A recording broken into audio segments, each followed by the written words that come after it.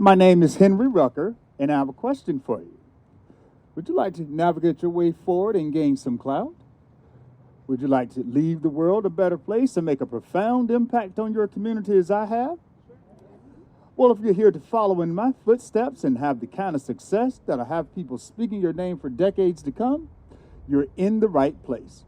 What I'm going to do is share with you the 5 essential lessons that led to my success as a barber, a business owner, a clerk, and most importantly, the director of the Internal Revenue Collector's Office here in Atlanta from 1897 until 1911.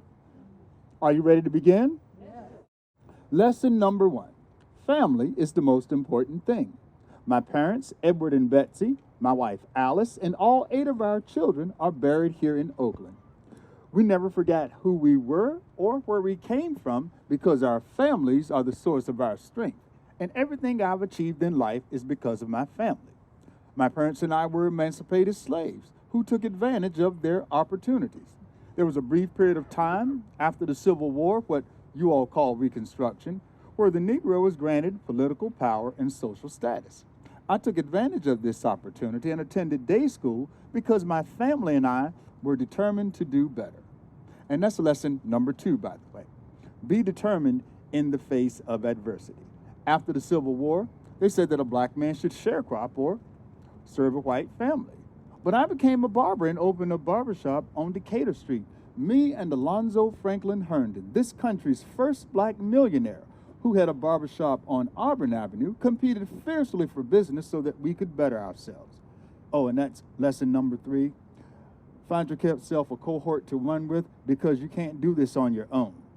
Like many of my peers, I matriculated through Atlanta University to become an upstanding citizen in the city. Just 15 years following the Civil War, I was elected to political office, and in 1880 served as a delegate to the Republican National Convention, where James Garfield was elected. Now, that may not seem impressive to you all, but this was a period of tremendous change. And the 15th Amendment gave the Negro man the right to vote, and I was ready. This was the part of Abraham Lincoln, and I vowed to do my part. Which brings me to lesson number 4. Make a positive impact on your community. I was appointed collector of Internal Revenue for Georgia in 1897 and served 4 terms, the longest serving for any African American in that position in history. Now, they say when you're in control of the money, you gain a little influence over the city. Well, I can attest to that. I was able to hire other African Americans to positions of importance so that we could make a difference in our city. And that brings me to lesson number 5. Don't be afraid to speak out. I even had a disagreement with the educator, Booker T. Washington, who felt that the Negro should lessen demands for equality in exchange for education. They called it the Atlanta Compromise. I disagreed. We might as well have been enslaved again. And I responded the same way when a race riot swept through the city in 1906. I spoke up. We had a right to feel safe in our city, and we told Atlanta Mayor Woodward he needed to step in and do something.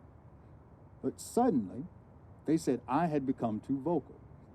And I almost lost my status as an advisor as they told me to get in line.